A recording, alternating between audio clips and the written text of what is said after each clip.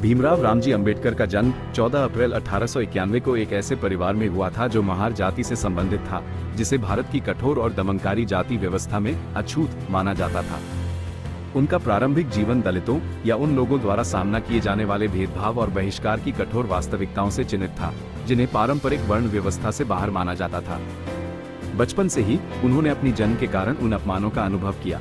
School में अन्य छात्रों से अलग बैठने के लिए मजबूर किया जाना, सामान्य स्रोतों से पानी पीने से मना किया जाना और केवल एक हाशिए के समुदाय के हिस्से के रूप में मौजूद रहने के लिए उपहास का शिकार होना।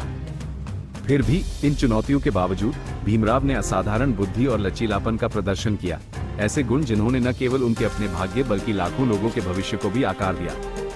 उनकी शैक्षणिक यात्रा मामूली साधनों से शुरू हुई, लेकिन उनकी प्रतिभा और दृढ़ संकल्प के कारण तेजी से आगे बढ़ी। उन्होंने स्कूल में उत्कृष्ट प्रदर्शन किया, छात्रवृत्तियां अर्जित की, जिसने उन्हें उच्च शिक्षा प्राप्त करने की अनुमति दी। उस समय उनकी पृष्ठभूमि के किसी व्यक्ति के लिए यह एक दुर्लभ बात थी। 1912 में उन्होंने एल्फिंस्टन कॉलेज, बॉम्बे, अब मुंबई, से स्नातक की उपाधि प्राप्त की और ऐसा मील का पत्थर हासिल करने वाले पहले अछूतों में से एक बन गए। बड़ौदा के गायकवाड़ शासक से वित्तीय सहायता के साथ अंबेडकर ने कोलंबिया विश्वविद्यालय में अध्ययन करने के लिए संयुक्त राज्य अमेरिका की यात्रा की, जहां उन्होंने अर्थशास्त्र में पीएचडी की उपाधि प्राप्त की। इस अनुभव ने उन्हें समानता, स्वतंत्रता और सामाजिक न्याय के बारे में प्रगतिशील विचारों से अवगत कराया, जिसने उनके विश्वदृष्टि को गहराई से प्रभावित किया। बाद में उन्होंने लंदन स्कूल ऑफ इकोनॉमिक्स और ग्रेज़ में अपनी पढ़ाई जारी रखी।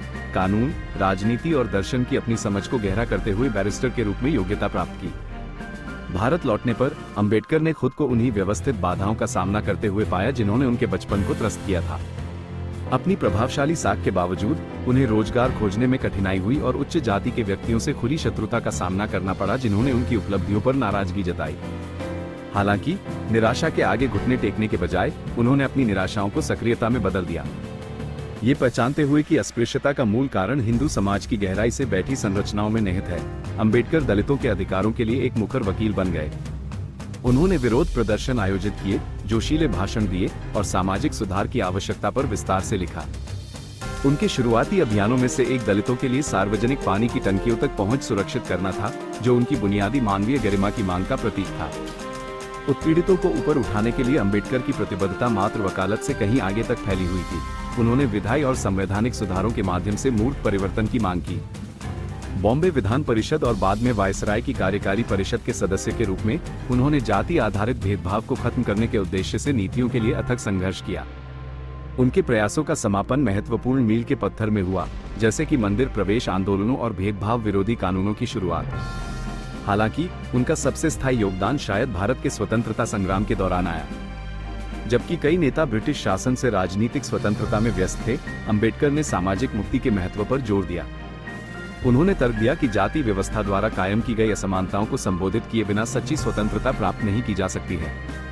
1947 में जब भारत ने अंततः स्वतंत्रता प्राप्त की, तो अंबेडकर को देश के संविधान का मसौदा तैयार करने के लिए गठित मसौदा समिति का अध्यक्ष नियुक्त किया गया। इस भूमिका ने उन्हें राष्ट्र निर्माण के केंद्र में रखा, जिससे उन्हें आधुनिक भारत की नींव में समानता, न्याय और लोकतंत्र के सिद्धांतों को शामिल करने की अनुमति मिली। 1950 में अपनाया गया भारतीय संविधान एक धर्मनिरपेक्ष, समतावादी समाज के अंबेडकर के दृष्टिकोण को दर्शाता है। इसने अस्पृश्यता को समाप्त कर दिया, जाति, पंथ या लिंग के बावजूद सभी नागरिकों को मौलिक अधिकारों की गारंटी दी और ऐतिहासिक रूप से वंचित समुदायों को ऊपर उठाने के लिए सकारात्मक कार्रवाई के उपाय प्रदान किए। अंबेडकर के लिए ये दस्तावेज आशा का प्रतिनिधित्व करता था, एक विभाजित समाज को साझा मूल्यों से एकजुट समाज में बदलने की एक योजना।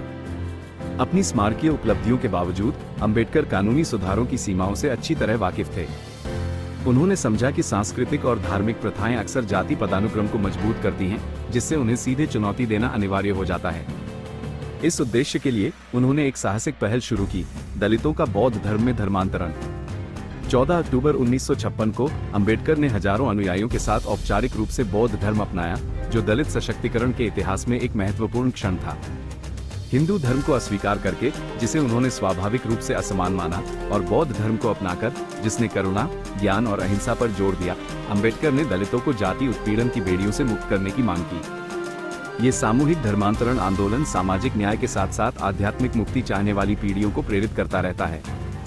अपने पूरे जीवन में अंबेडकर ने अपार व्यक्तिगत और व्यावसायिक चुनौतियों का सामना किया। वर्षों के अथक परिश्रम और तनाव के कारण उनका स्वास्थ्य बिगड़ गया। फिर भी उन्होंने अपने मिशन में कभी हार नहीं मानी।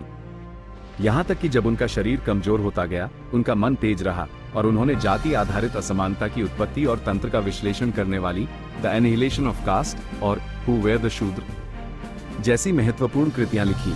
ये लेखन भारतीय समाज की जटिलताओं को समझने की चाह रखने वाले किसी भी व्यक्ति के लिए आवश्यक पठन सामग्री है। अंबेडकर की विरासत सीमाओं से परे है, दुनिया भर के हाशिए के समुदायों के साथ प्रतिध्वनित होती है, जो प्रतिरोध और लचीलापन के उनके उदाहरण से ताकत प्राप्त करते हैं। अंबेडकर का निधन 6 दिसंबर 1956 को हुआ और वे एक समृद्ध बौद्धिक और नैतिक विरासत छोड़ गए। आज उन्हें न केवल दलित अधिकारों के चैंपियन के रूप में बल्कि आधुनिक भारत के वास्तुकार के रूप में भी सम्मानित किया जाता है। अंबेडकर की मूर्तियां पूरे देश में ऊंची खड़ी हैं, जो न्याय के प्रति उनके अटूट समर्पण की याद दिलाती हैं। शैक्षणिक संस्थान, सार्वजनिक स्थान और यहाँ तक कि पूरे शहर उनके नाम पर हैं, ये सुनिश्चित करते हुए कि उनके योगदान को याद किया जाए और मनाया जाए।